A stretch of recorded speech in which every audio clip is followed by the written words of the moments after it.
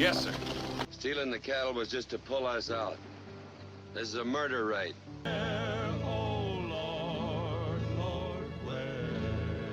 The frame is pitch black. Slowly, a wooden door creaks open from inside a humble frontier home, revealing the vast, unforgiving landscape of Monument Valley. A silhouetted figure approaches on horseback, returning from a war long finished. This iconic shot from John Ford's The Searchers isn't just a masterclass in visual storytelling. It's cinema shorthand for the divide between civilization and wilderness that defines the American experience. Released in 1956, The Searchers emerged during what many consider the golden age of Hollywood westerns.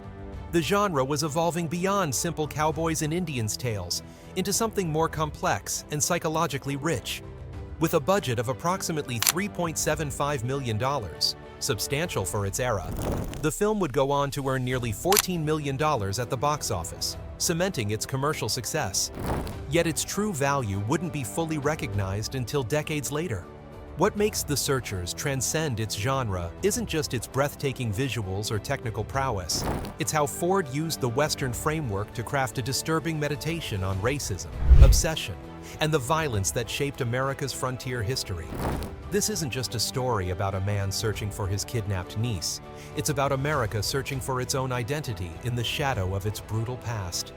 Today, we'll explore how this film, through its revolutionary cinematography, complex performances, and unflinching themes, became not just Ford's masterpiece, but perhaps the definitive American film, one whose influence continues to reverberate throughout cinema nearly 7 decades after its release.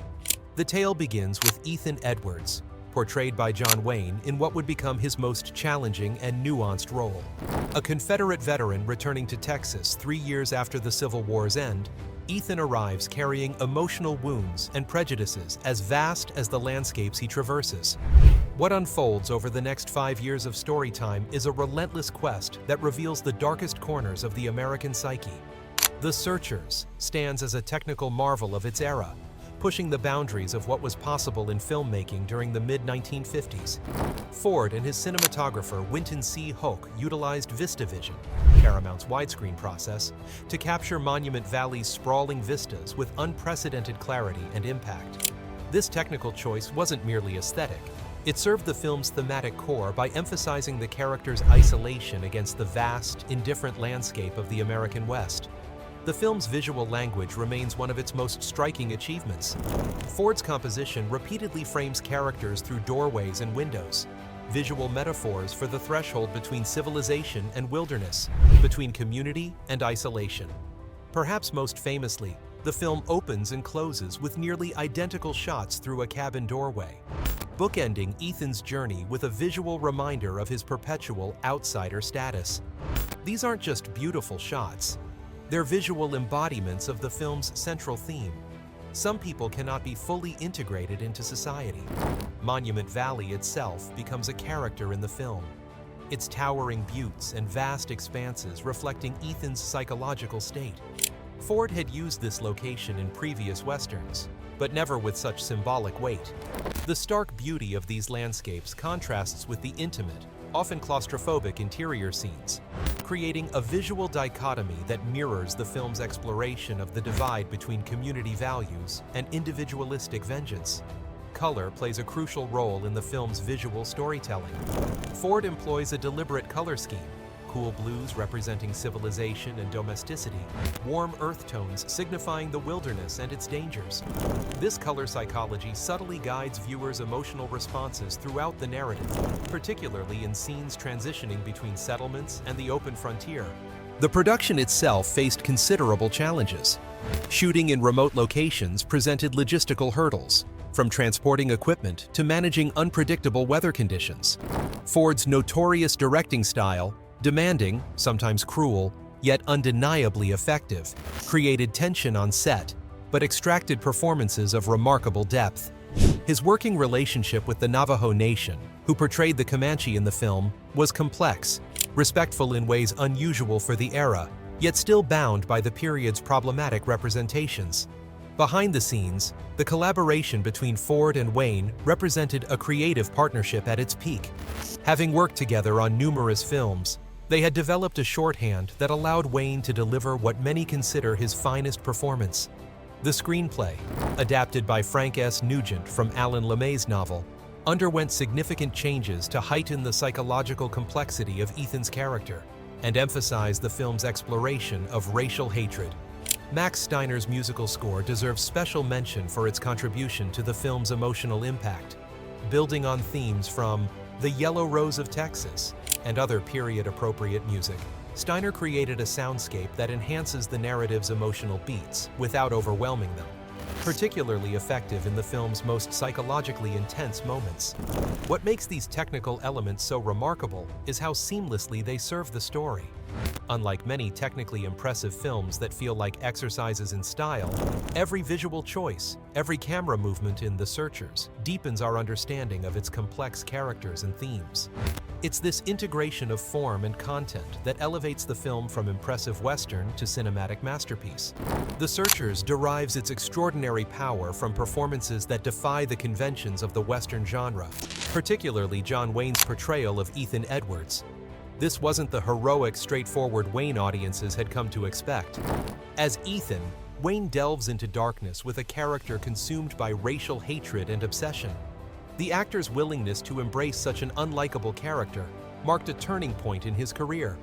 In Ethan's relentless pursuit, Wayne reveals layers of psychological complexity rarely seen in westerns of the era, his weathered face becoming a landscape of pain, hatred, and occasional startling tenderness. Opposite Wayne, Jeffrey Hunter's Martin Pauly serves as the film's moral compass. Part Cherokee himself, Martin joins Ethan's search, but increasingly becomes the viewer's surrogate as he witnesses and ultimately challenges Ethan's racist fury. Hunter's performance balances youthful impulsiveness with growing moral clarity, creating the necessary counterweight to Ethan's dangerous obsession. Their relationship forms the emotional backbone of the film, with Martin's humanity gradually influencing Ethan's rigid worldview. Vera Miles brings depth to what could have been a one-dimensional role as Laurie Jorgensen. As Martin's long-suffering sweetheart, Laurie represents the civilization Ethan can never fully rejoin. Miles infuses the character with both frontier toughness and emotional vulnerability, particularly in her powerful scene where she confronts Martin about the futility of the search. Her performance embodies the film's exploration of home and belonging, the very things Ethan has lost. Though her screen time is limited, Natalie Wood's portrayal of the older Debbie Edwards, the kidnapped niece at the center of the search, carries enormous emotional weight. In just a few scenes, Wood must convey both her assimilation into Comanche life and her recognition of her uncle's murderous intent. Her confrontation with Ethan, I remember, from Always, ranks among the film's most haunting moments, forcing viewers to confront the complexity of her situation beyond simplified notions of rescue. The film's most memorable scenes remain seared in cinematic memory. Ethan's repeated line, "That'll be the day," carries increasing weight throughout the narrative, evolving from casual dismissal to ominous threat.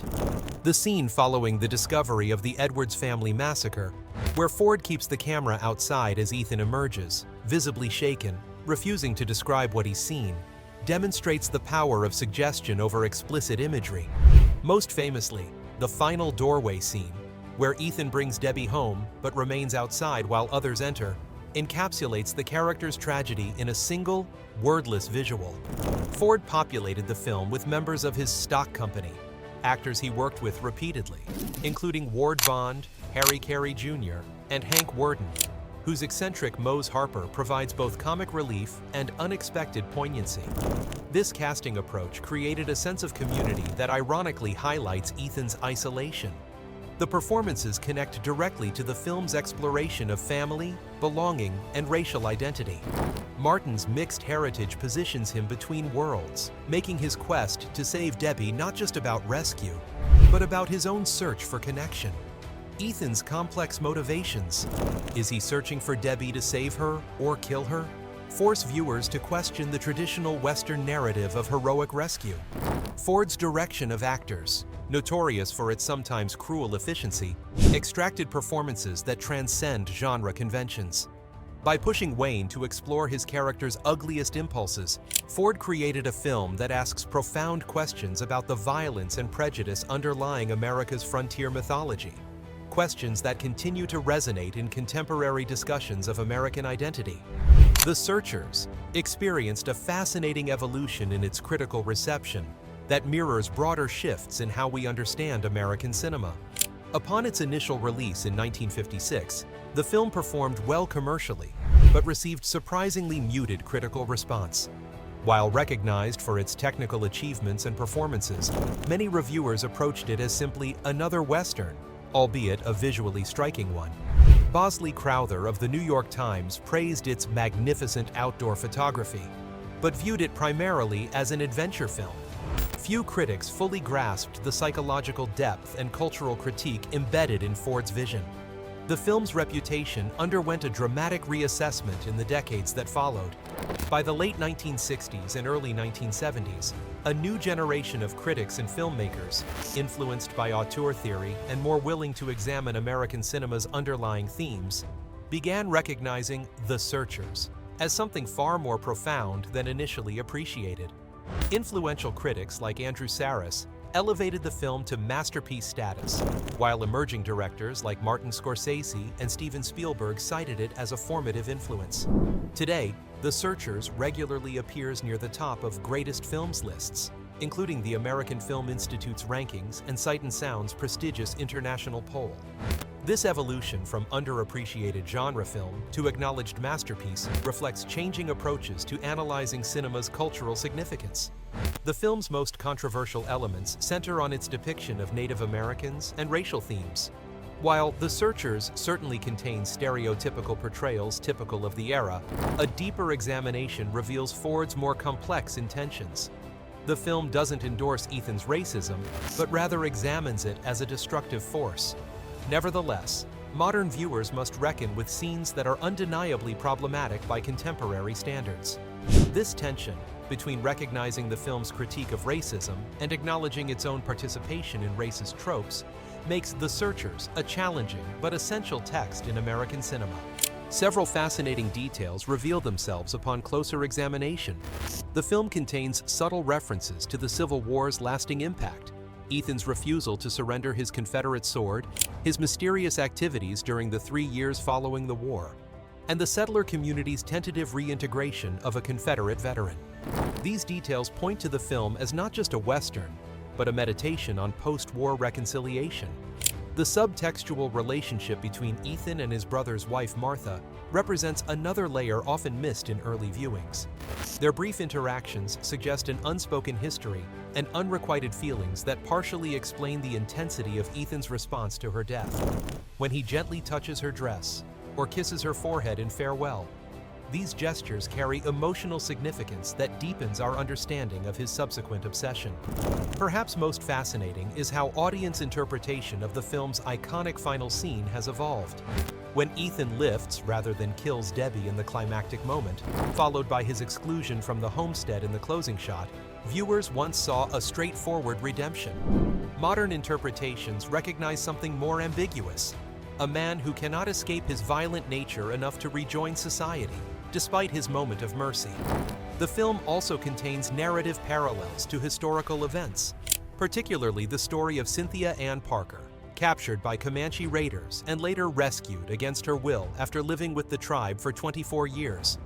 Ford and screenwriter Frank Nugent adapted this historical case, but added the psychological complexity of Ethan's character, transforming a frontier tale into an exploration of obsession and cultural identity. This evolution in how we understand The Searchers, from Western adventure to profound examination of America's racial history and frontier violence, demonstrates cinema's capacity to contain meanings that may not be fully recognized in its own time. The Searchers casts a long shadow across American cinema, its influence evident in works spanning generations and genres. Perhaps no director has more openly acknowledged this debt than Martin Scorsese, who incorporated visual and thematic elements from Ford's masterpiece into films like Taxi Driver, essentially reimagining Ethan Edwards as Travis Bickle, another disturbed veteran on a misguided rescue mission. The film's iconic final doorway shot has been referenced countless times, from George Lucas in Star Wars to Wes Anderson in The Darjeeling Limited, becoming visual shorthand for isolation and outsider status. Steven Spielberg has frequently cited The Searchers as a foundational influence on his visual language. His careful composition of figures against vast landscapes in films like Close Encounters of the Third Kind and Empire of the Sun echoes Ford's technique. More subtly, Spielberg's exploration of family separation and reunion, central to many of his works, draws emotional power from Ford's template. Paul Thomas Anderson's epic films, particularly There Will Be Blood, borrow from Ford's approach to landscape as character. His protagonist, Daniel Plainview, shares Ethan Edwards' outsider status and self-destructive obsession, updated for a new century, but carrying the same psychological complexity. The visual motif of the isolated figure dwarfed by the American landscape connects these films across generations. Beyond specific directors, The Searchers fundamentally changed how filmmakers approach the anti-hero. Ethan Edwards helped create space for morally complex protagonists who challenge audience sympathy. From Michael Corleone to Walter White, by refusing to simplify Ethan's character or completely redeem him, Ford established a tradition of protagonists whose moral failings are not erased but examined. The film's modern relevance extends well beyond cinematic technique. In an America still grappling with racial divisions, The Searchers provides a powerful, if uncomfortable, mirror. Its unflinching portrayal of racism as a destructive force, consuming Ethan from within even as he externally projects strength, offers insights into how hatred warps both individuals and communities. The film doesn't provide easy answers or contemporary solutions, but its psychological depth helps us understand the roots of racial animus in American history. Today's conversations about representation in media can find a complex case study in The Searchers. While the film contains problematic portrayals typical of its era, it simultaneously works to undermine the simplistic cowboys and Indians narrative of earlier westerns. This tension makes it valuable in discussions about how cinema both reflects and shapes cultural attitudes, particularly regarding indigenous peoples. The Searchers also maintains relevance through its exploration of veteran trauma and reintegration. Ethan Edwards, returning from war to a community that has moved on without him, struggling with civilian life and carrying psychological wounds, represents an archetype still painfully relevant. His inability to leave violence behind speaks to continuing challenges faced by veterans returning from modern conflicts. Perhaps the film's most enduring significance lies in its willingness to question the foundational myths of American identity. By subverting the rescue narrative central to frontier mythology, Ford challenges viewers to confront the violence and prejudice underlying national origin stories. This questioning of established narratives continues to resonate in contemporary re-examinations of American history. The Searchers remains a haunting portrait of America's conflicted soul, simultaneously celebrating the courage and resilience of frontier communities while exposing the darkness at the heart of westward expansion. Its complex legacy, like Ethan Edwards himself, cannot be neatly categorized or easily resolved. The film stands as a testament to cinema's power